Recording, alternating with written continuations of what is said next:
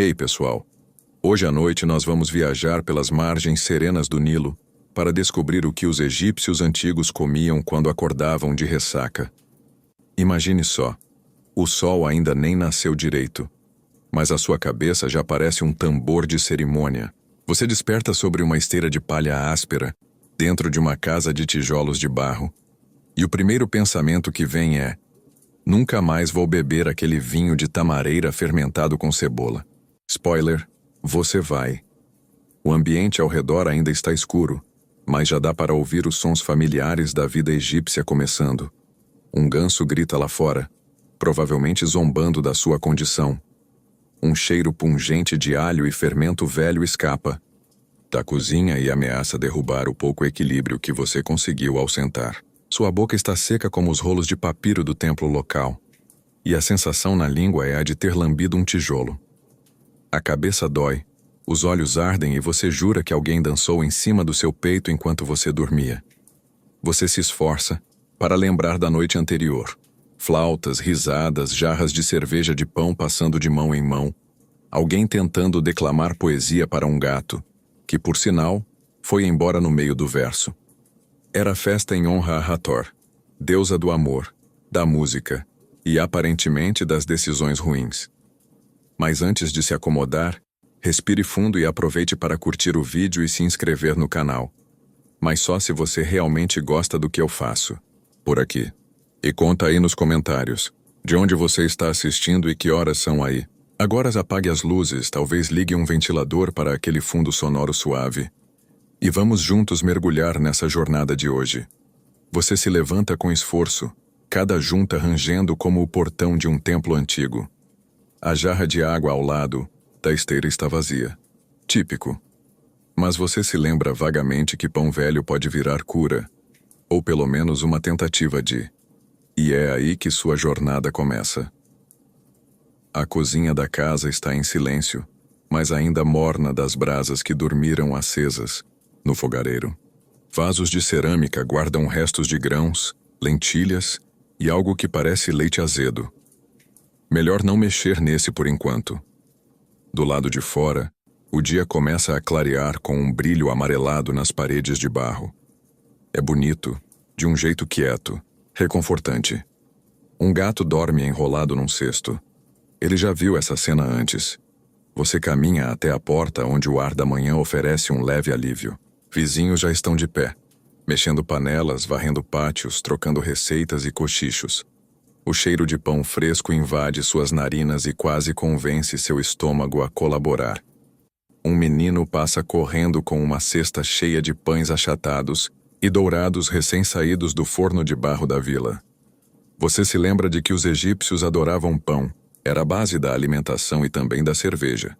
Sim, a cerveja que te derrubou ontem era feita com pão fermentado. A mesma massa que te embriagou pode agora, em teoria, te salvar. E esse ciclo é meio poético, se você parar para pensar. Ou trágico, dependendo do enjoo. Você tropeça até a sombra de uma árvore e se senta, tentando decidir se vai pedir ajuda para a vizinha Neferê. Dizem que ela conhece boas receitas contra a ressaca, mas também tem fama de colocar ingredientes exóticos nas misturas, como escaravelhos torrados ou fezes secas de lagarto. Por enquanto, você decide tentar sozinho. Com esforço, você prepara um mingau de lentilhas com um pouco de mel. Aquele mel espesso e dourado que os egípcios consideravam sagrado. O cheiro é estranho, mas suportável. Historiadores ainda discutem se essas combinações eram de fato medicinais ou se a fé fazia metade do trabalho. Seja como for, você se agarra à esperança de que comer qualquer coisa pode ajudar. Com a primeira colherada, você percebe que o pior passou, pelo menos por agora. Mas essa é só a primeira etapa de uma longa recuperação. E as opções de ingredientes, remédios caseiros e receitas misteriosas do Antigo Egito estão só começando a aparecer. Você está sentado à sombra de uma tamareira, ainda segurando a tigela morna de mingau doce com lentilhas. O gosto não é exatamente agradável, mas pelo menos é suave. A essa altura, você começaria a comer até areia se alguém dissesse que ajuda com ressaca. E honestamente, em certas receitas egípcias, talvez areia seja um dos ingredientes. Lá do outro lado da rua de terra batida, passa um grupo de trabalhadores rindo alto demais para o seu gosto. Eles carregam cestos de papiro e trocam piadas sobre alguém que dançou como um babuíno bêbado no templo de Hathor. Você torce para que não estejam falando de você, embora há uma chance considerável. Enquanto observa a vida cotidiana recomeçando, seu cérebro finalmente junta dois neurônios. A cerveja. A maldita cerveja egípcia. Feita de pão, grossa como mingau, com bolhas de fermentação e sabor de cevada, esquecida ao sol. Você amava aquela cerveja ontem. Agora, só de pensar nela, sente o estômago fazer piruetas de protesto. A cerveja no Egito Antigo era uma paixão nacional. Homens, mulheres, crianças, todos consumiam em alguma forma. Mas a bebida da festa era mais potente. Produzida com pães mal fermentados, água e frutas para adoçar, ela podia variar de uma textura espumosa a quase sólida. Algumas versões eram tão densas que se comia com colher, e claro, ninguém media doses. Quando os deuses estavam sendo celebrados, a cerveja fluía como o Nilo na cheia. E você, bem, você abraçou essa tradição com entusiasmo digno de um sacerdote. O resultado está aí. Olhos semicerrados, pele suada, e a vaga sensação de que sua alma foi embalsamada prematuramente. Você se lembra de uma frase comum: a cerveja alegra o coração de Ra. Talvez. Mas também torce o estômago de quem exagera. Alguns papiros médicos antigos até mencionam sintomas que soam perigosamente familiares. Cabeça pesada como pedra, boca seca como papiro, língua amarga como fel de crocodilo. Poético e desconfortavelmente preciso. Você esfrega o rosto e se pergunta: por que os egípcios bebiam tanto mesmo sabendo disso? A resposta parece simples: porque era seguro. A água do Nilo, por mais sagrada que fosse, nem sempre era potável. Já a cerveja, ao fermentar, matava parte das impurezas. Assim, beber cerveja era, em certo sentido, um ato de sobrevivência. Claro que em noites de festival, sobrevivência não era exatamente o foco principal.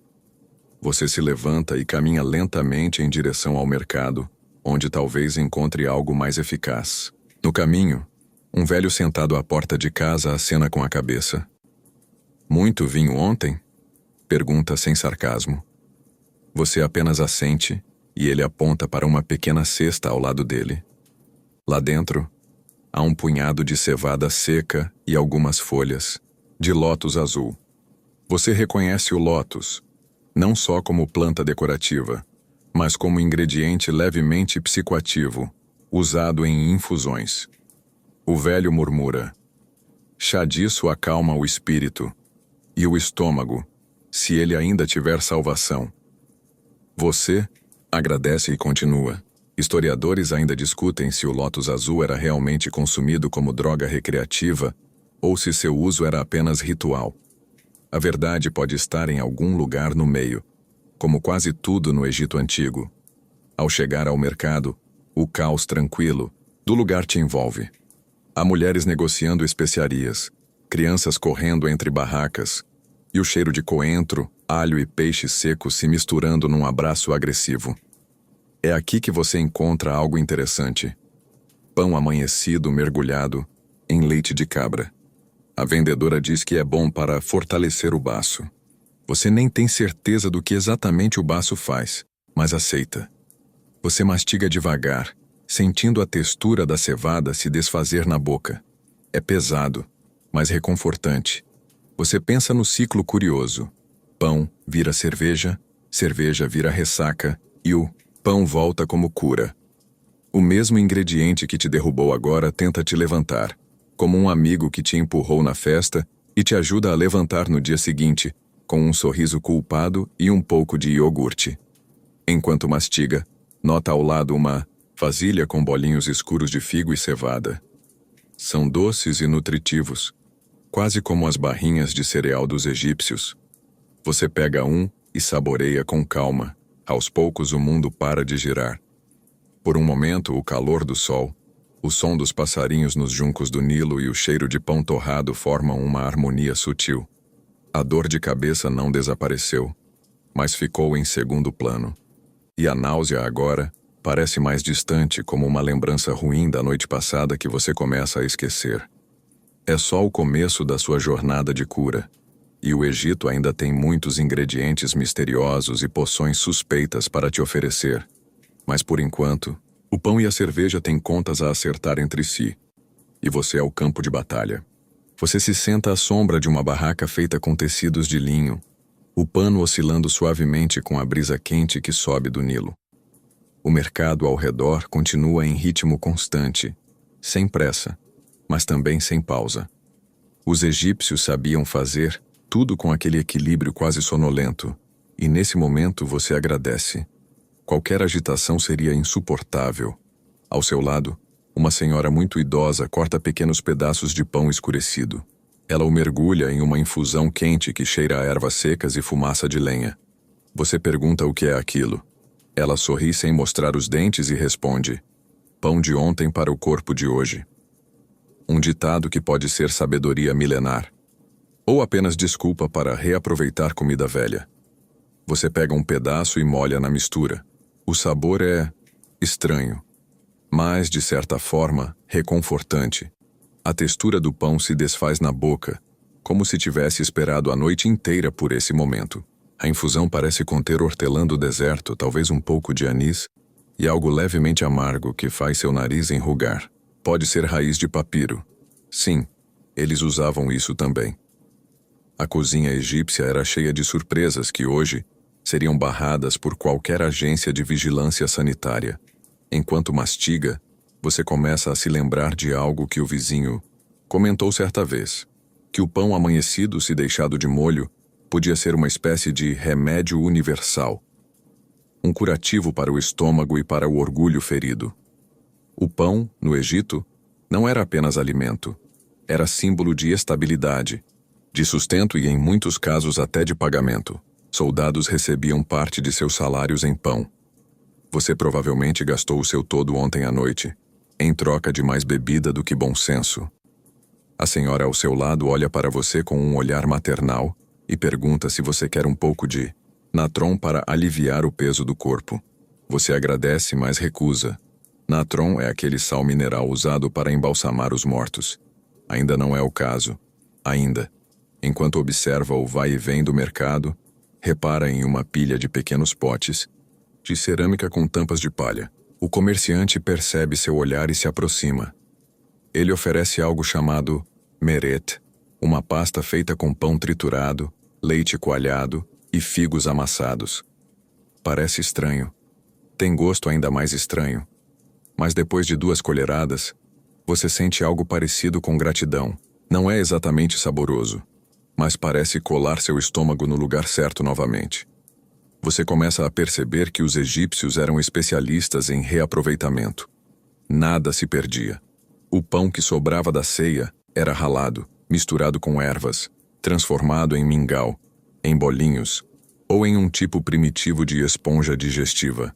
E tudo era feito com lentidão e propósito. Talvez seja esse o segredo. Nada de pressa. Tudo leva o tempo que precisa. Historiadores ainda discutem se essas receitas tinham de fato efeito medicinal ou se o efeito era psicológico. Alguns acreditam que a fé nos ingredientes era tão poderosa quanto os ingredientes em si. E sejamos sinceros, quando a cabeça dói como a sua está doendo agora, você aceita qualquer sugestão com uma fé quase religiosa. Enquanto o sol sobe um pouco mais no céu, você nota que o mercado começa a esquentar. O calor gruda na pele como uma camada extra de argila. Mesmo assim, o cheiro do pão torrado ainda te acompanha, quase como uma brisa protetora. Você já não sente tanto enjoo, e até se pega pensando se seria bom pegar mais um daqueles bolinhos de merete. Uma criança passa correndo com um cesto de tâmaras, rindo e tropeçando nos próprios pés. Ela quase derruba um frasco de óleo perfumado que um vendedor exibe com orgulho. O homem resmunga, mas a criança some entre as barracas antes que ele possa reclamar direito. Você sorri, sua primeira reação positiva do dia. De volta à barraca da Senhora do Pão, você a vê recolhendo tudo com calma. ela te entrega um pequeno pedaço de pão seco embrulhado em linho. Guarde para amanhã, diz. Amanhã a cabeça também vai doer mais menos. Você agradece, sem saber se ela quis dizer isso literalmente ou se foi só uma metáfora sobre a vida. Você caminha para fora do mercado, sentindo-se um pouco mais inteiro. Seus passos ainda são cuidadosos, mas já não vacilam. O pão de ontem, junto com algumas ervas bem escolhidas, conseguiu o impossível: colocar você de volta em pé. E isso, no Antigo Egito, já é uma pequena vitória. Você deixa o mercado para trás, caminhando devagar por uma ruela de terra, onde o chão já começa a aquecer com o sol da manhã. A brisa do Nilo ainda sopra fraca, carregando o cheiro de papiro úmido e fumaça de lenha. Seu estômago, que antes parecia um jarro rachado, agora começa a aceitar a ideia de que talvez sobreviva ao dia. Mas ele ainda está sensível, irritável, e claramente quer algo morno, simples, sem surpresas. Algo que não o obrigue a se revoltar de novo. É aí que você se lembra. Sopas. Sopa de lentilha, de cebola, de favas, de grão de bico. Os egípcios tinham uma relação quase afetuosa com líquidos quentes e salgados. Não só alimentavam, mas também reconfortavam. E o melhor, exigiam pouco esforço para serem digeridas. Você se imagina abraçando uma tigela de sopa como quem abraça um gato macio e morno. Parece certo. Então você volta para a casa com passos firmes, mas humildes. A vizinha Neferet, sempre observadora, já percebeu sua peregrinação matinal. Ela te encara do alto da escada de pedra e solta um comentário afiado. Demorou para aprender que o corpo também tem limite? Você apenas sorri com culpa. Quer sopa? Ela pergunta. Você responde com um aceno silencioso. Ela já esperava isso. Dentro da cozinha de Neferê, o calor é abafado, mas acolhedor. O fogareiro de barro arde suave e uma panela de bronze suspira lentamente com um caldo de cor âmbar. Ela mexe com uma colher de madeira marcada pelo tempo. Lentilha, cebola, cominho e alho, diz ela. Mais nada. Parece simples. E é. Mas o cheiro é hipnotizante. Ela despeja o caldo numa tigela de cerâmica com uma borda trincada e empurra até você. Sopre devagar, ela avisa. O caldo é sábio, mas vingativo se desrespeitado. Você obedece. A fumaça sobe, densa e perfumada. O primeiro gole escorrega pela garganta como se pedisse desculpas pelas últimas 12 horas. É salgado, terroso, com um leve amargor do cominho que beira o medicinal. Você toma devagar, colher por colher.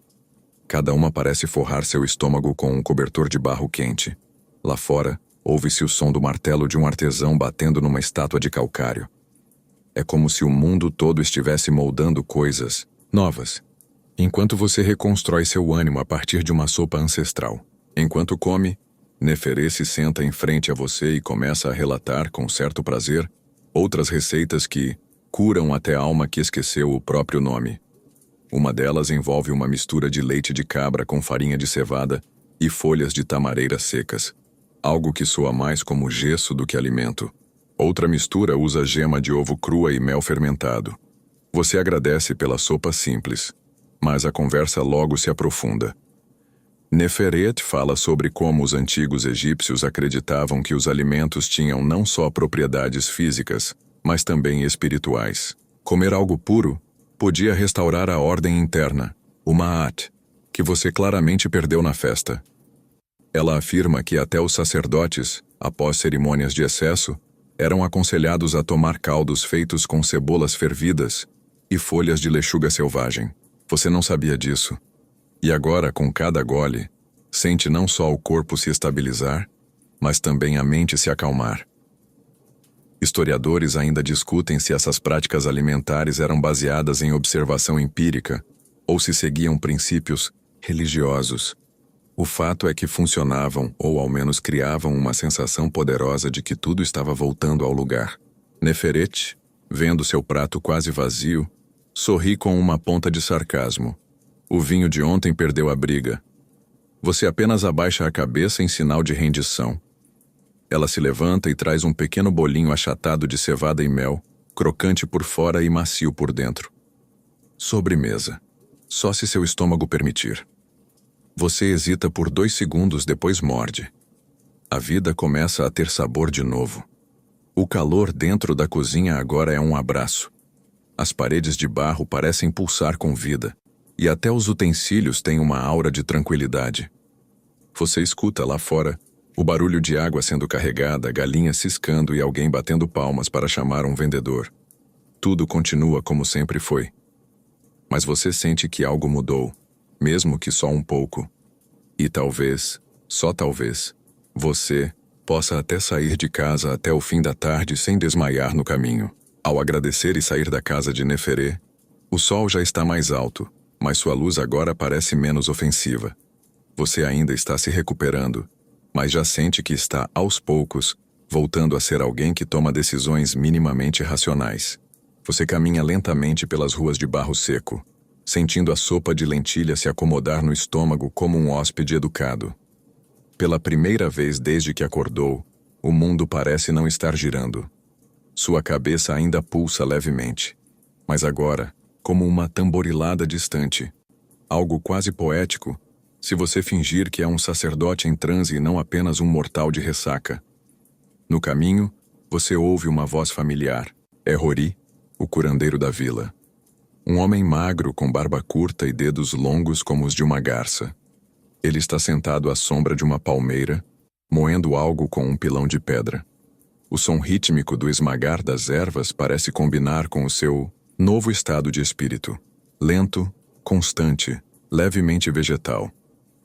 Rory te chama com um gesto e diz, sem rodeios: "Você tem cara de quem bebeu por Osíris inteiro."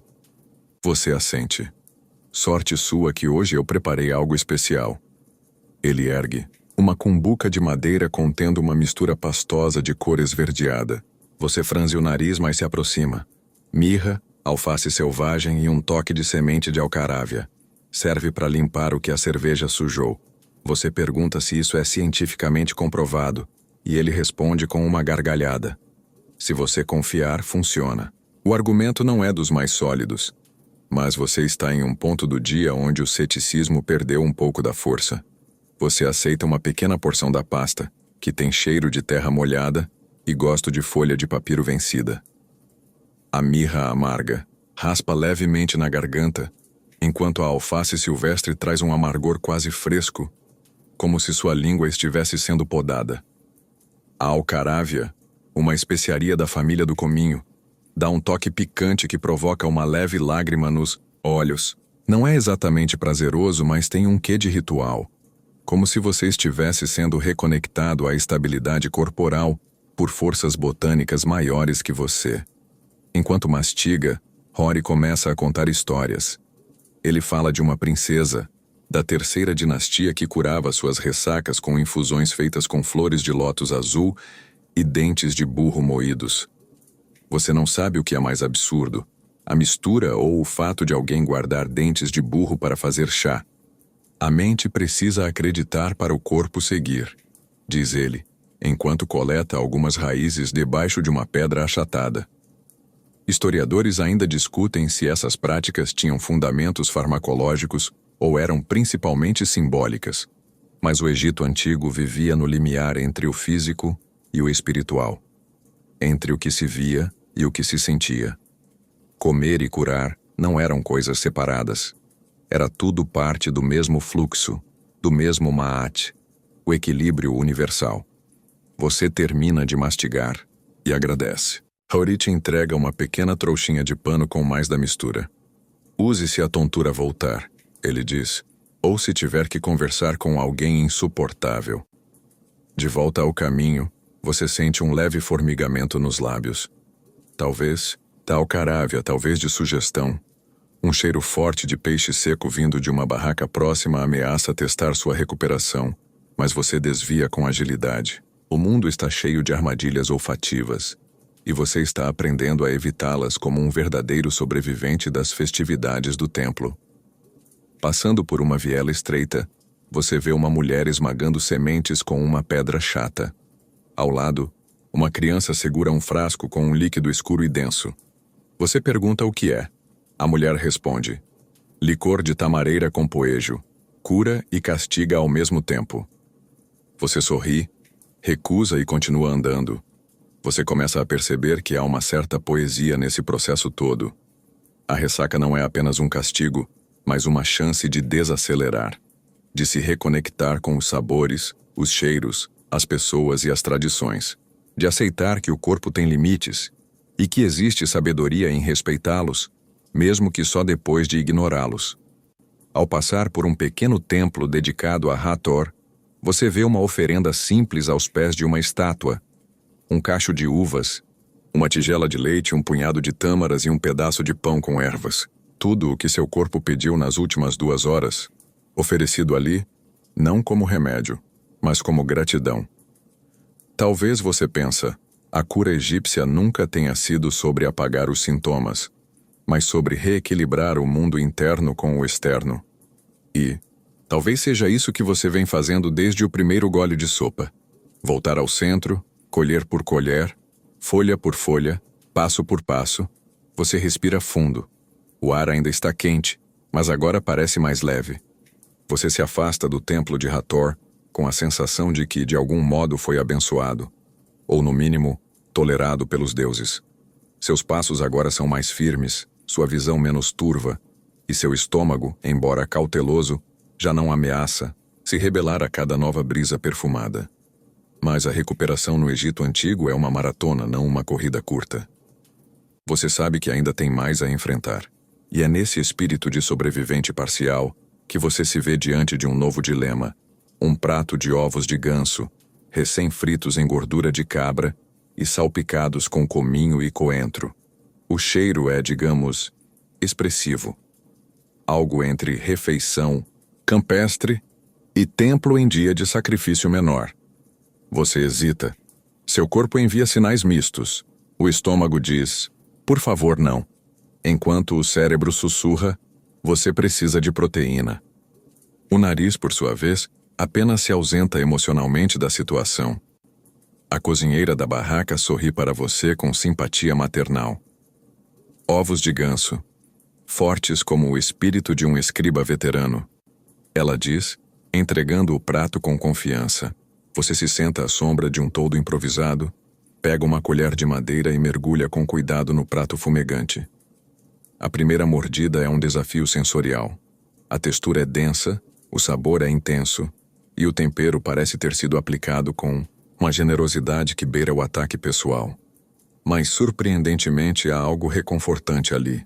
O ovo está firme, e o cominho traz uma sensação de aquecimento interno, como se massageasse levemente seu fígado arrependido. Enquanto mastiga com lentidão cerimonial, você observa o ambiente ao redor. Crianças brincam com bonecos de barro. Um escriba idoso ensina hieróglifos a um grupo de aprendizes, usando um galho como ponteiro. Um vendedor de papiros tenta convencer um passante de que aquele manuscrito do faraó é legítimo, mesmo sendo visivelmente recente. A vida segue.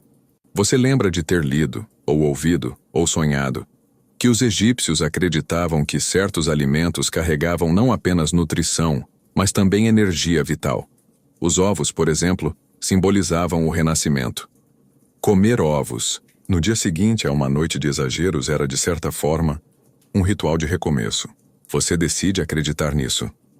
Na mesa ao lado, 2 homens discutem sobre as virtudes do cominho versus o coentro no combate ao mau humor matinal. Um defende que o coentro acalma o fígado. O outro garante que o cominho clareia a mente. Você não sabe quem está certo, mas ambos têm pratos limpos, o que de certa forma valida seus argumentos.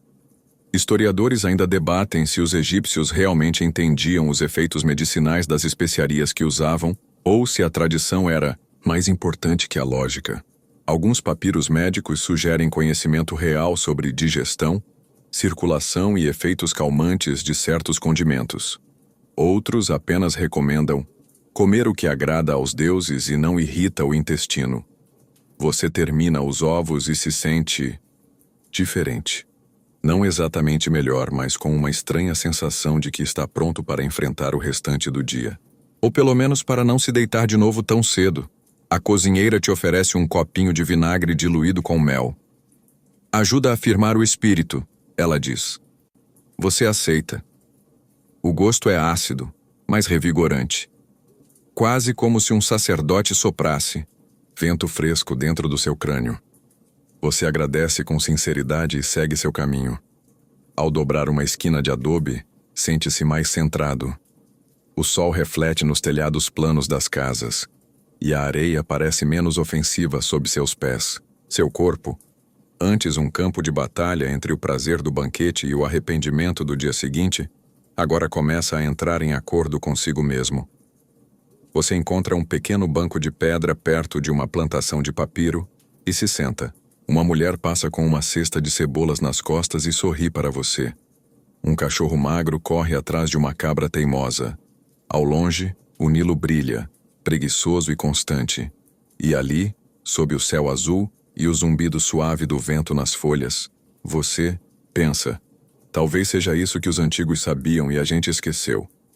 Que o corpo precisa de pausa, de comida feita com calma, de um tempero forte para acordar os sentidos. E claro, de ovos de ganso, quando o estômago permitir.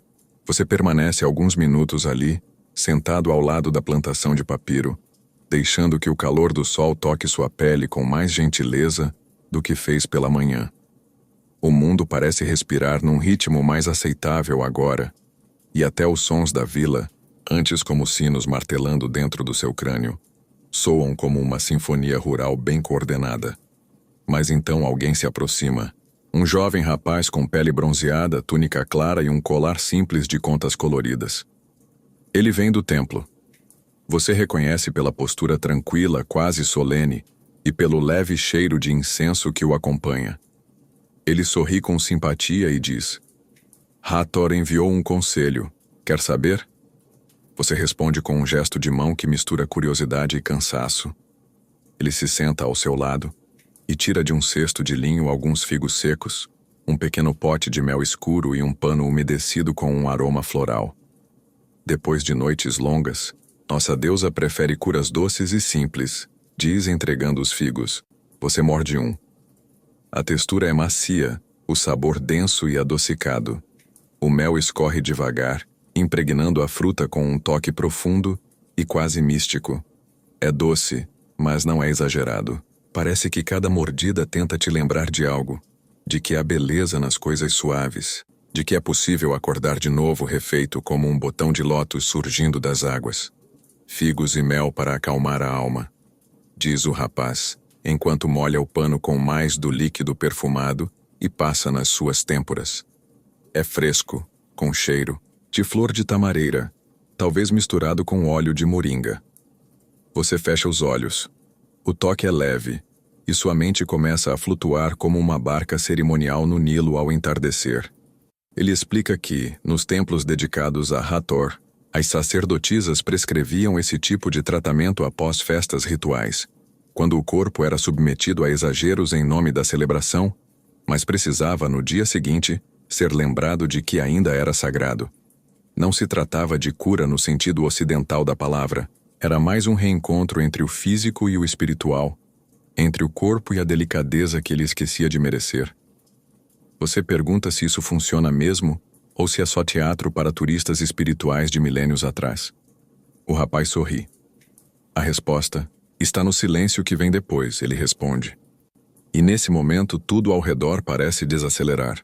O som da água, o leve farfalhar do papiro, até sua respiração, que já não parece uma luta entre pulmão e desespero, mas uma dança tranquila entre ar e espaço. Historiadores ainda se dividem sobre o real papel dos alimentos doces e aromáticos nos templos egípcios. Para alguns, eram apenas oferendas simbólicas. Para outros, existia uma conexão direta entre esses elementos e o reequilíbrio emocional dos devotos. O que se sabe é que Hathor era associada ao prazer, ao descanso, à música, ao riso e, claro, ao mel. Você termina o segundo figo, saboreando com atenção.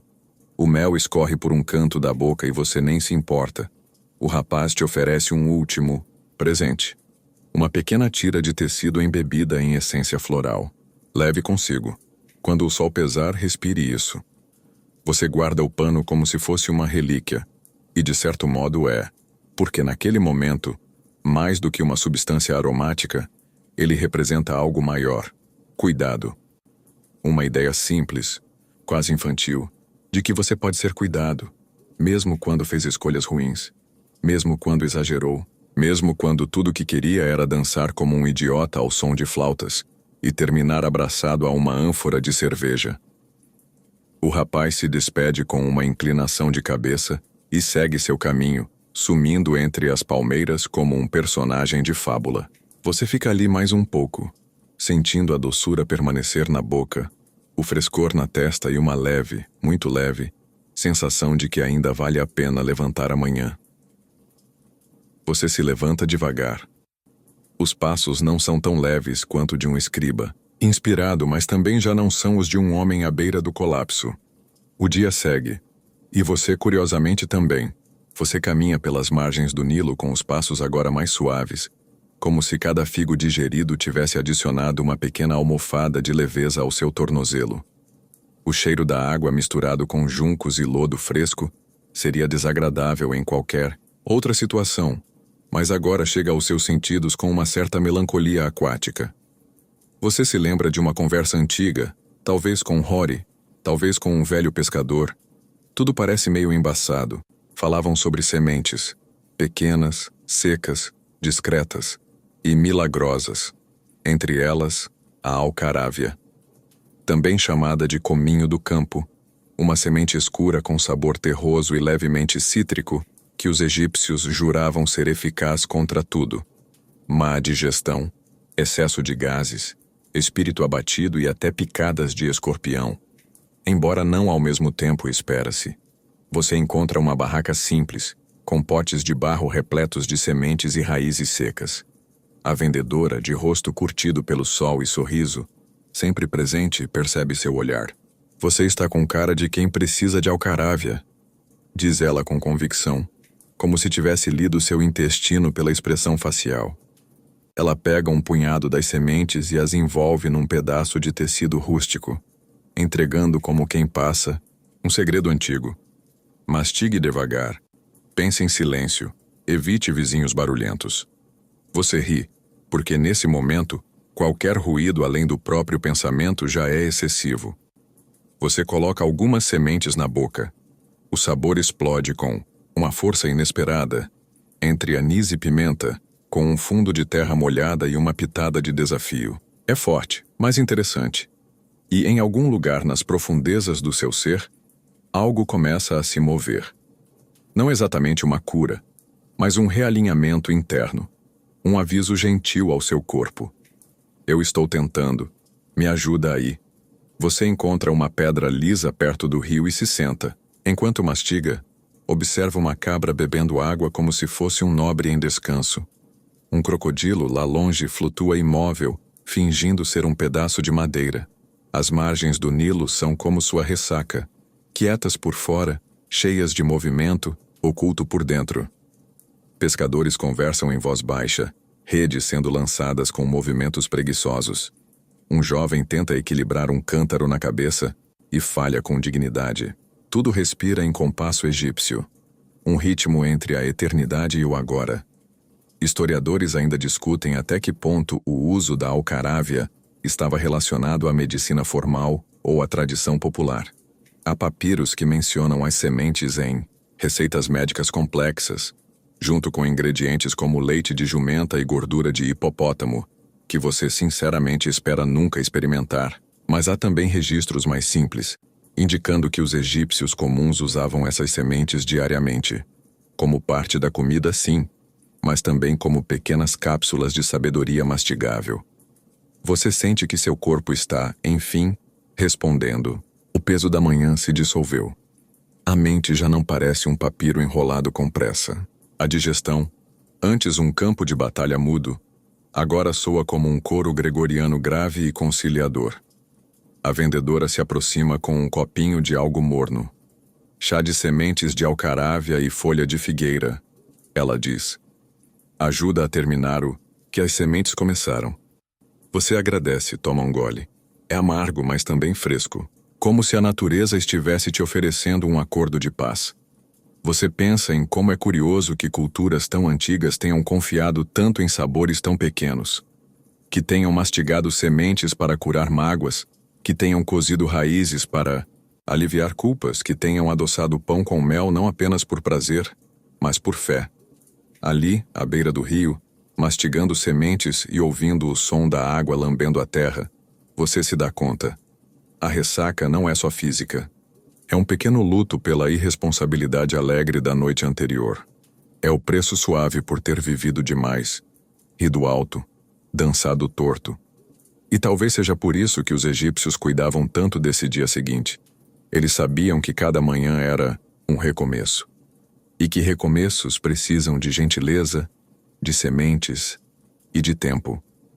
Você fecha os olhos por um instante, deixando o corpo repousar sob o sol filtrado pelas folhas. E nesse silêncio granulado de mastigação e vento, você sente, talvez, você esteja quase inteiro de novo. Você segue andando devagar pela vila, o corpo aquecido por dentro, o hálito capaz de espantar uma esfinge. A combinação de alho e cebola ainda pulsa em você como um tambor ritual, e o suor escorrendo das têmporas confirma o que Mena prometeu. A purificação está em curso, só que bem no fundo você sabe que ainda falta algo. Seu estômago pode estar mais tranquilo, sua mente mais leve, mas uma parte incômoda do seu ser ainda precisa de um empurrão, e é então que você escuta um sussurro vindo da sombra de um corredor entre casas. Um menino de olhos atentos e cabelos raspados se aproxima e diz baixinho: "Minha tia é curandeira. Hoje é dia de limpeza total." Ele gesticula para que você o siga, como se tivesse uma missão sagrada. Você hesita. Já sobreviveu a alho, sopa quente e chá de sementes. O que mais poderia acontecer? A resposta está na casa de barro onde ele te leva. Um espaço escuro, com odor de ervas e fumaça, e uma mulher idosa com um olhar tranquilo. Ela se apresenta como Djamila. Seu rosto é enrugado como papiro antigo, e suas mãos, finas e firmes como galhos secos, preparam um conjunto de vasilhas, panos e, oh não, tubos de junco. Você precisa de um enema, ela diz com a serenidade de quem anuncia a previsão do tempo. Você pisca sem saber como responder. Ela continua. Você comeu o que não devia, bebeu como se não houvesse sol, agora precisa expulsar. O menino ao lado apenas assente, como se isso fosse parte da educação básica por aqui. Você tenta argumentar, mas Djamila já está untando um tubo com óleo de rícino e colocando um jarro de cerâmica próximo ao fogo. O cheiro mistura plantas amargas e uma nota terrosa que remete, curiosamente, à raiz de tamareira e possível desespero. Com dignidade possível, você se rende. Afinal, essa civilização construiu pirâmides. Eles sabiam o que estavam fazendo, até com tubos. O processo é íntimo, invasivo. Um pouco frio no começo, depois surpreendentemente quente. O líquido é derramado devagar. Você sente uma onda subir pelas entranhas com a delicadeza de um hipopótamo submerso. A vergonha inicial dá lugar a um tipo de êxtase gastrointestinal. Algo sai de você. Algo antigo. Algo que talvez tenha entrado na festa de ontem sem ser convidado. Quando o ritual termina, Djamila te oferece um pano úmido, uma tâmara e um sorriso cúmplice. Você se senta numa almofada baixa, pálido, mas estranhamente calmo. Sua mente parece expandida, e seu corpo, esvaziado de séculos de decisões ruins. O menino assiste tudo sem reação. Provavelmente, isso é só terça-feira para ele. Historiadores ainda debatem a frequência e intenção do uso de enemas no Egito Antigo. Alguns defendem que era um costume higiênico diário, enquanto outros acreditam que era reservado a purificações religiosas ou tratamentos extremos. Há até representações de médicos, conhecidos como guardadores do ânus do faraó, que carregavam instrumentos próprios para essa prática. Você prefere não pensar muito sobre esse título profissional. Mas o que importa é que, ali sentado em silêncio com os músculos relaxados e a alma recém-retirada por uma mangueira de papiro, Você sente uma leveza que nenhuma sopa ou chá conseguiu produzir, uma clareza inesperada, como se seu corpo agora estivesse zerado, uma página limpa, pronta para ser escrita de novo. De preferência, sem cerveja. Jamila te oferece uma infusão de folha de lótus para ajudar a acalmar o que restou do espírito. Você aceita. O gosto é suave, como água perfumada com lembranças boas. Pela primeira vez no dia você sente que não precisa mais lutar com nada dentro de você. Que o processo, embora radical, foi uma ponte entre o que você era ao acordar e o que está se tornando agora. Você agradece e inclina a cabeça com respeito e se despede. A porta de barro se fecha atrás de você com um rangido que soa como um selo sendo carimbado.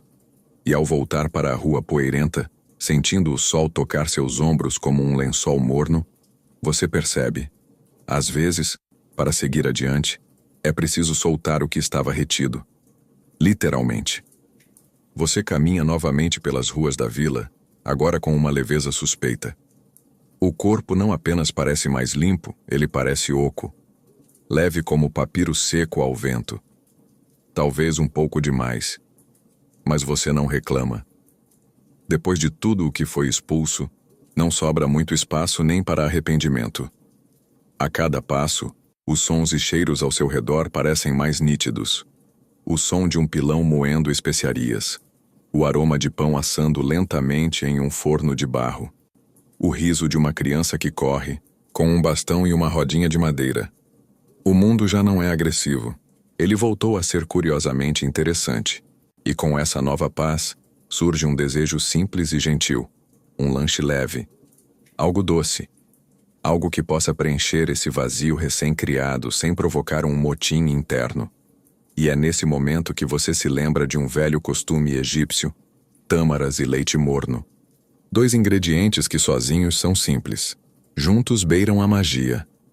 Você encontra abrigo sob uma árvore próxima ao templo de Anubis, onde uma jovem sacerdotisa prepara oferendas simples. Pequenos potes de leite, cestos com frutas secas, flores trançadas em cordões de papiro.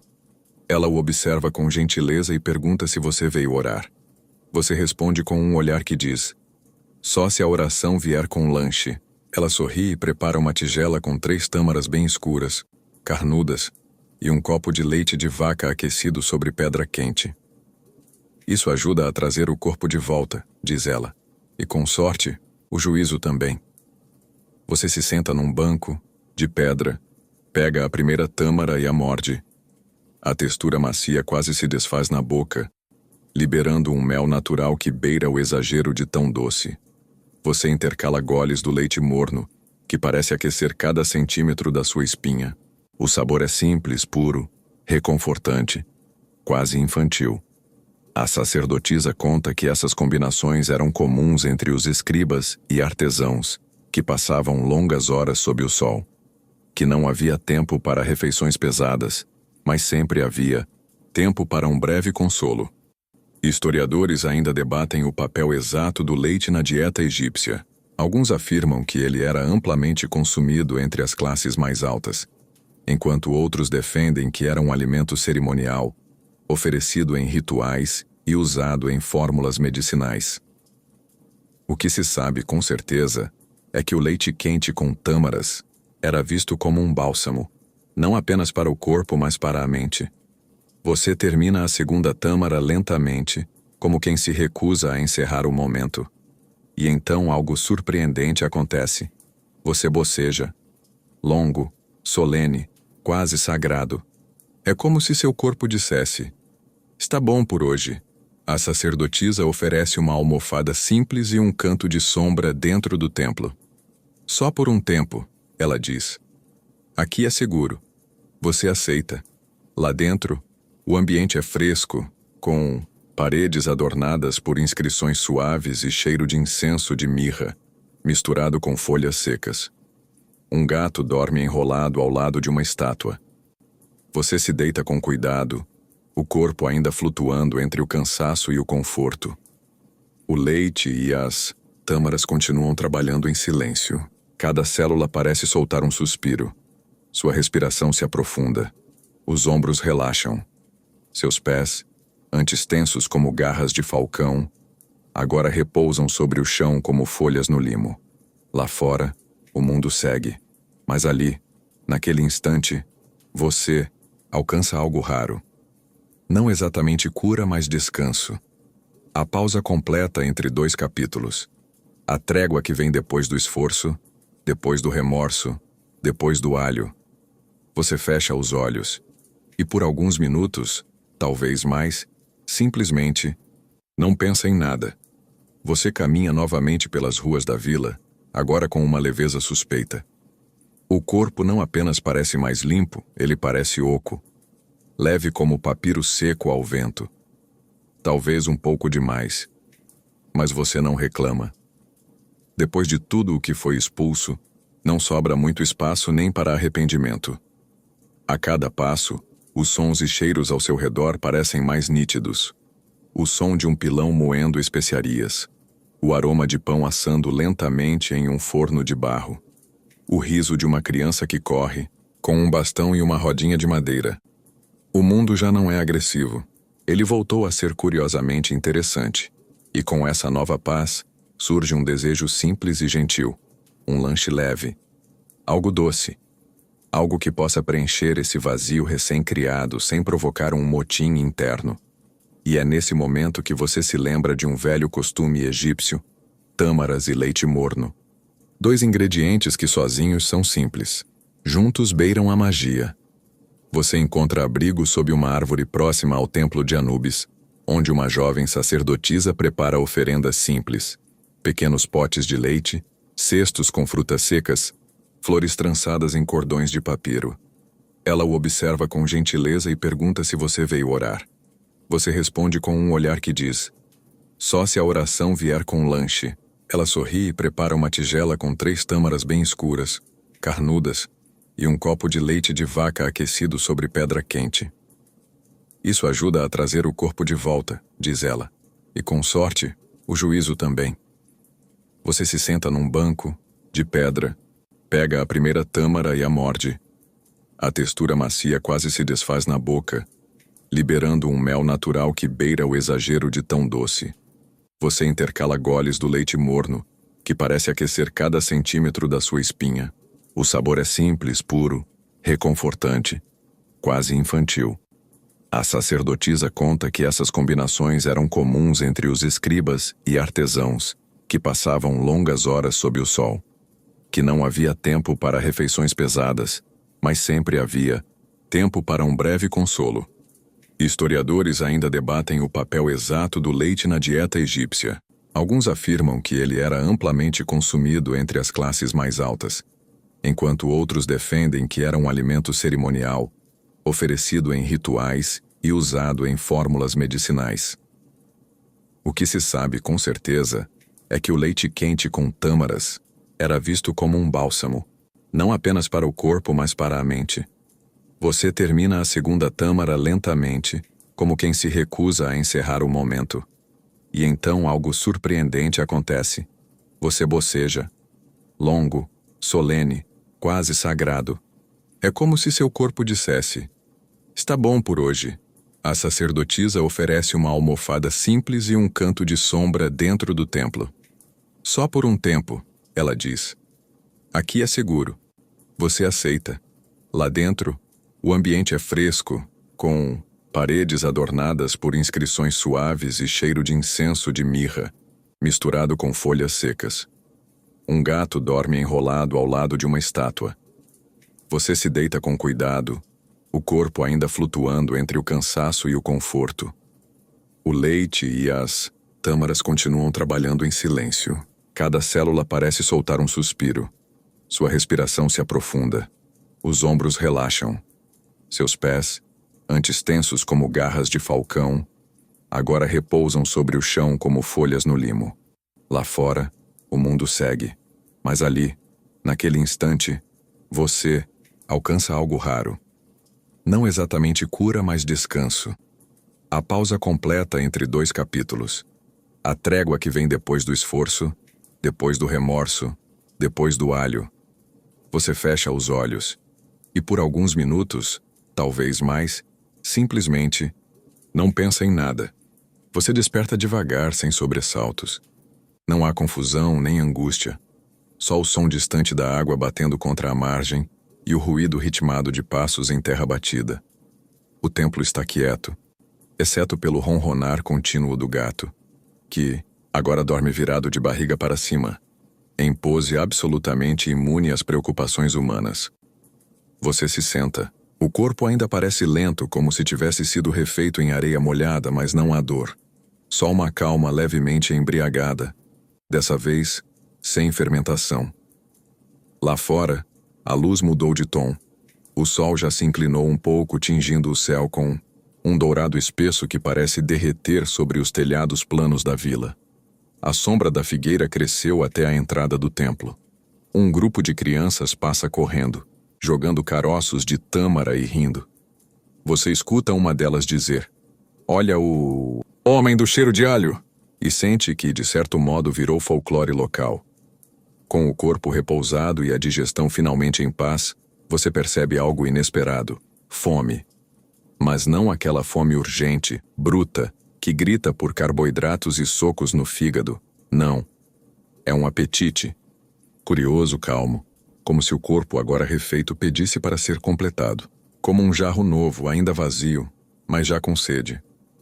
Você se levanta e segue até uma casa de adobe baixa, de onde sai um aroma quase irresistível. Peixe seco sendo levemente reidratado com especiarias e azeite. Uma senhora com os cabelos presos, em tranças firmes, sorri ao te ver. Você chegou na hora certa, diz, apontando para um banco de pedra. Hoje é dia de peixe e silêncio. Você se senta obediente e observa a preparação. Tiras finas de peixe do Nilo, curadas ao sol e ao sal, agora envolvidas em folhas de tamareira úmidas. Elas são aquecidas sobre pedras planas até que soltem um cheiro profundo, que mistura mar, terra e tempo. Ao lado, uma pasta de grão de bico com hortelã e um toque de limão seco é servida em uma vasilha rústica. E, finalmente, um pequeno pão achatado, recém-tirado de um forno de barro. Você começa a comer. O peixe é salgado, firme, mas desmancha na boca. A combinação com o pão e a pasta faz cada mordida parecer mais antiga que a própria linguagem. Há algo ritualístico na maneira como tudo se encaixa. Textura, calor, sabor. Não há excesso, só precisão. Cada coisa no lugar certo. A senhora sentada ao seu lado não fala quase nada. Apenas observa o céu e os movimentos dos pássaros que dançam no horizonte. Às vezes, ela diz, o corpo precisa do silêncio tanto quanto do alimento. Você assente e come mais um pedaço. Historiadores ainda discutem o papel do peixe seco na dieta egípcia. Para alguns, era uma iguaria de operários. Para outros, uma base alimentar presente desde os tempos pré-dinásticos. O que se sabe é que, ao contrário das carnes, que exigiam refrigeração, impossível na maioria dos casos, o peixe seco era uma solução elegante e prática para alimentar multidões, ou, no seu caso, reanimar um sobrevivente. Ao terminar, você agradece com um olhar silencioso. A senhora se levanta e entrega uma pequena folha enrolada com sal temperado. Leve. Se amanhã esquecer o que aprendeu hoje. Você guarda no cinto quase como um amuleto. E então, decide caminhar. As margens do Nilo estão banhadas por um brilho dourado quase líquido. A correnteza flui devagar, como um rio que também teve uma noite longa e agora apenas quer contemplar. Um sacerdote passa por você carregando um cesto de papiros. Uma mulher rega hortaliças com um jarro rachado. Um cachorro velho cochila ao lado de uma muralha. E tudo, absolutamente tudo, se move com a tranquilidade de quem não tem pressa. Ali, com o estômago satisfeito e o corpo enfim reconciliado consigo mesmo, você sente um tipo raro de prazer, o de não precisar de nada além do que já tem, o de existir, e existir bem. Você caminha sem pressa pela vila, os pés afundando suavemente na poeira quente do fim da tarde. Já não há sinal da pessoa que despertou naquela esteira dura, com a boca seca e o cérebro em rebelião. Agora, há apenas você, saciado e curioso, com tempo nas mãos e nenhuma urgência nos ombros. E como tudo no Egito Antigo, até a fome volta em ciclos. Só que dessa vez, é diferente. É uma vontade suave, um desejo por algo acolhedor, talvez doce, mas que traga mais do que sabor. Algo que traga memória, ritual, talvez até uma leve ilusão de que a vida sempre foi assim. Quente, lenta e perfeitamente mastigável. Você se aproxima de uma padaria, se é que esse nome se aplica. Uma casa aberta, com forno de barro fumegante e 3 mulheres trabalhando em silêncio. Elas abrem massas com as mãos, recheiam, assam e empilham com movimentos que lembram a coreografia das tecelãs do templo de Ísis. Cada gesto tem ritmo, cada gesto tem propósito. O cheiro é impossível de descrever sem suspirar. Massa recém-assada, tâmara amassada com gergelim, um leve toque de canela misturado com fumaça doce de lenha. Você não precisa pedir. Uma das mulheres apenas aponta para um banco de madeira e diz: "Sente. Vai sair um agora." Você obedece. Um pão achatado, dourado, com bordas levemente queimadas é retirado do forno. Ao quebrar com as mãos, você descobre um recheio de tâmaras e nozes. Quente, doce, levemente crocante por fora e incrivelmente macio por dentro. A primeira mordida é um abraço, daqueles que você não sabia que precisava até receber. Você fecha os olhos por um momento. A massa derrete na boca, as tâmaras se misturam com as nozes e você percebe, está comendo história. Não só uma receita antiga, mas um elo entre o que se foi e o que sempre será. Esse tipo de pão era oferecido em templos, servido em funerais, usado como presente de casamento. E agora, serve para curar você. Enquanto come, uma das mulheres compartilha a receita em voz baixa, como quem conta um segredo de família. Ela fala sobre as proporções da cevada, a importância de triturar bem as tâmaras, o ponto certo do forno. Você escuta, mas sabe que nunca vai reproduzir aquilo. Não se trata apenas dos ingredientes. É o tempo, a calma, a mão que repete. Um gesto 1000 vezes até que ele não precise mais ser pensado. Historiadores ainda tentam decifrar o papel do pão recheado no cotidiano egípcio. Muitos o consideram um luxo cotidiano, algo simples, mas rico em significado. Mais do que alimento, era símbolo de cuidado. Preparar um pão assim para alguém era um gesto de afeto. Recebê-lo, uma forma de acolhimento. Comer, então, era quase uma oração. Você lambe os dedos, devagar. Não por gula, mas por respeito. E observa os últimos raios de sol se espalhando pelos telhados. Uma criança corre com um pedaço de pão na mão. Um homem passa assobiando, segurando um cântaro de vinho. Você o observa com certo carinho e uma pontinha de compaixão. Você se levanta, agradece com um sorriso e recebe, como um presente silencioso, outro pão embrulhado em pano. Para amanhã, diz uma das mulheres. Ou para dividir com alguém. Você guarda o pão na cintura como quem carrega um segredo gentil. E continua andando. O céu começa a mudar de cor. O azul se dissolve em laranja, depois rosa, depois algo entre o cinza e o roxo. As casas se encolhem nas sombras. A vila desacelera. Panelas são lavadas. Janelas são fechadas. Incensos são acesos. Tudo parece se preparar para dormir. E você caminha com essa sensação no peito. A de que, mesmo sem saber, passou o dia se reconstruindo. Que a cura não veio de um remédio milagroso, mas de cada gesto simples. De cada colherada, cada semente, cada palavra dita com calma. E agora, com um pão morno junto ao corpo, você se sente pronto para o que vier. Ou, ao menos, para dormir bem. A vila está quase silenciosa agora. O sol mergulhou atrás das palmeiras e o céu sopra tons azul-violeta sobre os campos distantes. Você segue pelas margens do Nilo, guiado apenas pelo som ritmado da água contra as pedras e o cheiro distante de incenso queimando em algum altar que você não vê. Você ainda sente o peso agradável do pão de tâmara na cintura, como se ele fosse uma pequena tocha de calor contra o vento que começa a descer dos desertos. Mas mais do que comida, agora você deseja água. Não para beber, mas para mergulhar. Para lavar o corpo, sim, mas principalmente para marcar esse momento. O fim da ressaca, da lentidão, do peso. Você atravessa uma passarela de madeira simples, entre caniços que balançam ao vento, e encontra o que procurava. Um banho público modesto à sombra de um templo antigo.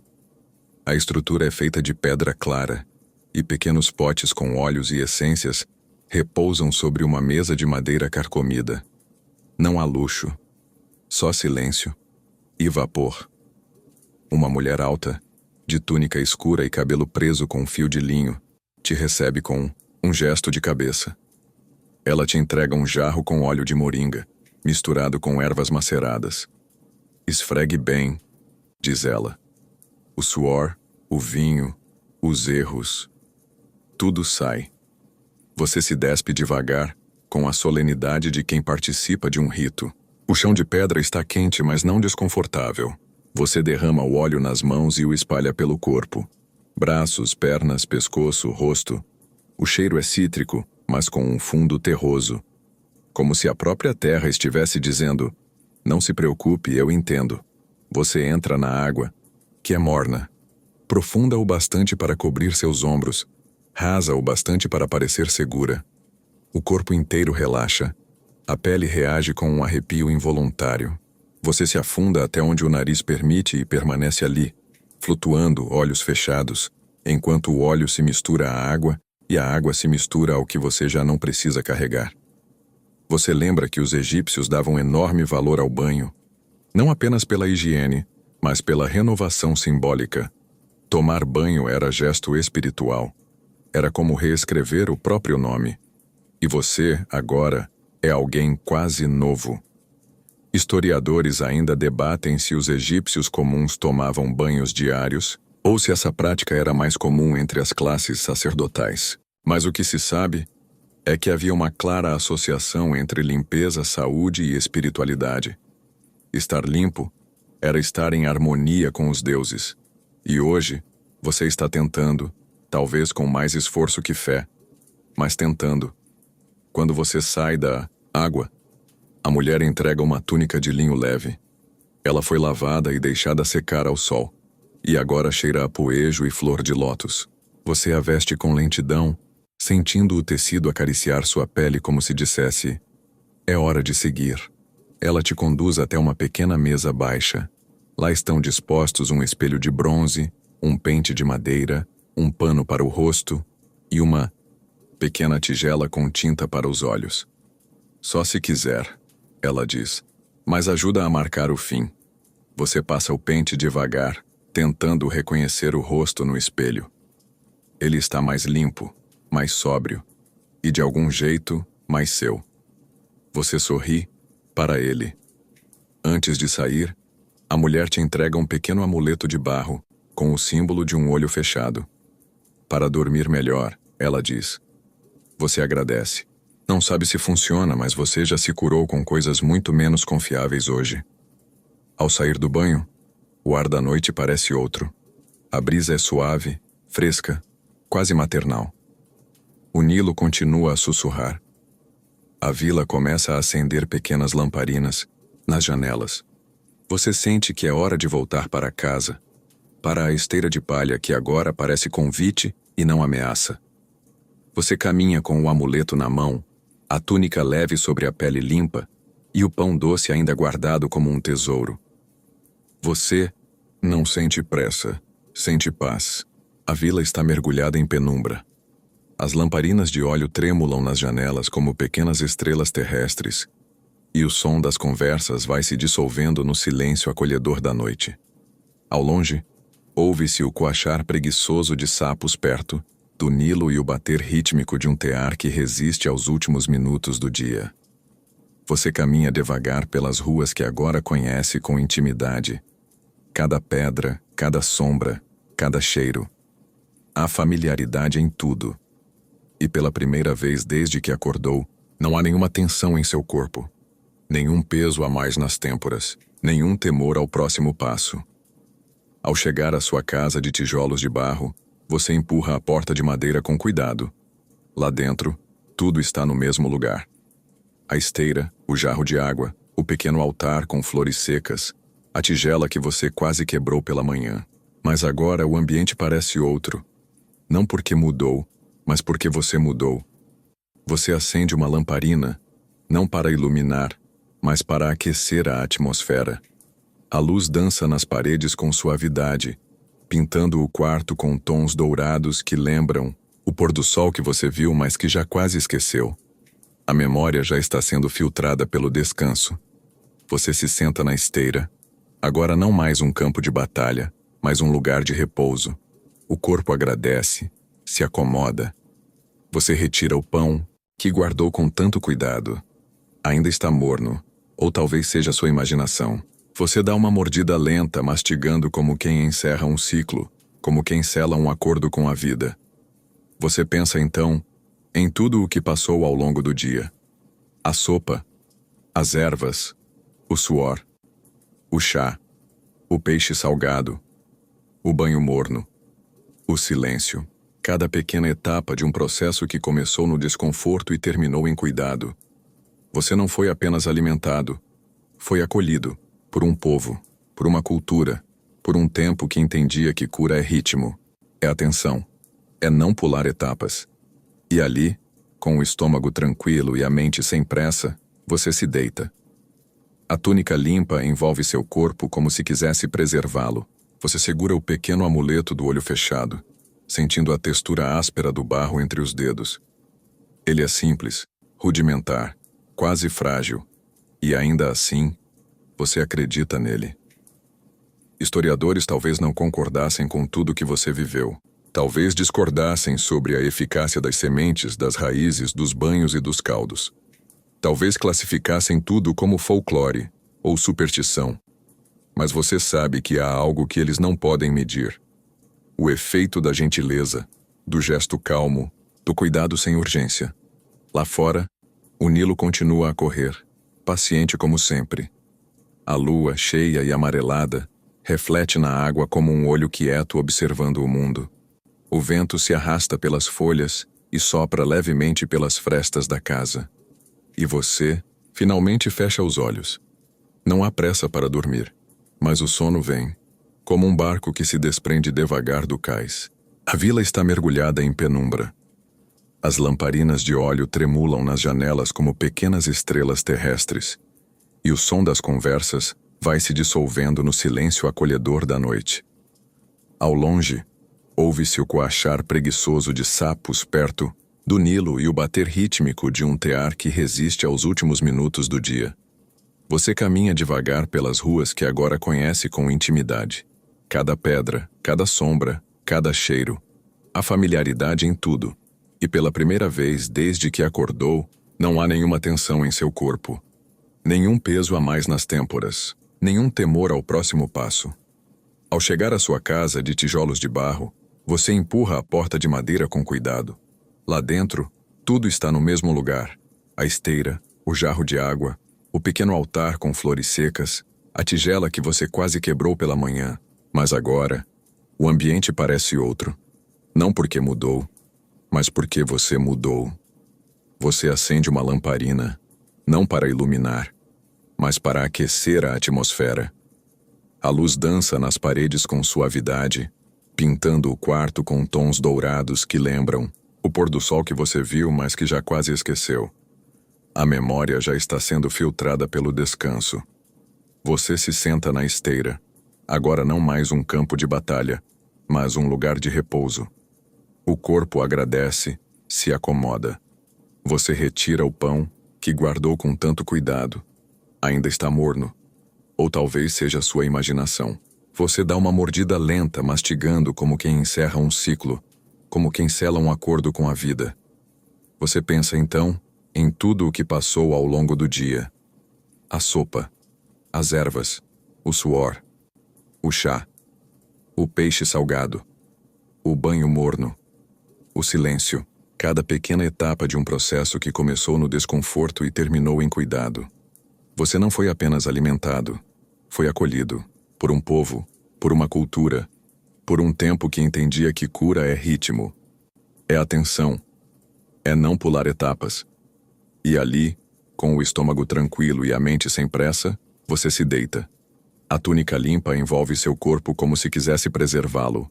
Você segura o pequeno amuleto do olho fechado, sentindo a textura áspera do barro entre os dedos. Ele é simples, rudimentar, quase frágil. E ainda assim, você acredita nele. Historiadores talvez não concordassem com tudo que você viveu.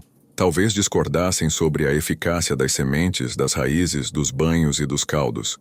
Talvez classificassem tudo como folclore ou superstição. Mas você sabe que há algo que eles não podem medir. O efeito da gentileza, do gesto calmo, do cuidado sem urgência. Lá fora o Nilo continua a correr paciente como sempre. A lua cheia e amarelada reflete na água como um olho quieto observando o mundo. O vento se arrasta pelas folhas e sopra levemente pelas frestas da casa. E você, finalmente, fecha os olhos, não há pressa para dormir. E agora, você pode deixar o corpo descansar por completo. Não há mais o que buscar nem o que corrigir. Você percorreu o dia com firmeza e gentileza, enfrentou o peso da manhã e abraçou a leveza da noite. Cada detalhe, o pão, o mel, as sementes e os gestos, ajudou a reconstruir algo em você. E mesmo que o mundo lá fora ainda tenha pressa, aqui, neste momento, tudo está em ordem. Respire fundo. Sinta a calma descendo pelos ombros, como uma brisa que percorre um campo vazio ao entardecer. Sua mente pode soltar os pensamentos. Eles não são mais urgentes. Podem vagar devagar como folhas flutuando num rio sem correnteza. E seu corpo, que te acompanhou com paciência por todo esse caminho, agora só pede para repousar. Você está seguro, está abrigado e está limpo, não só da bebida, do cansaço ou da confusão, mas das pressões que você não precisa carregar. Por agora existe apenas você, e esse silêncio tranquilo, cheio de histórias já contadas. Seus olhos já se fecham, talvez antes mesmo que perceba. E tudo o que você ouviu hoje, as vozes suaves, os cheiros, os sabores, começam a se misturar com seus próprios sonhos. Deixe-se levar. A noite está aqui. O Nilo continua a correr. Mas o sono vem, como um barco que se desprende devagar do cais.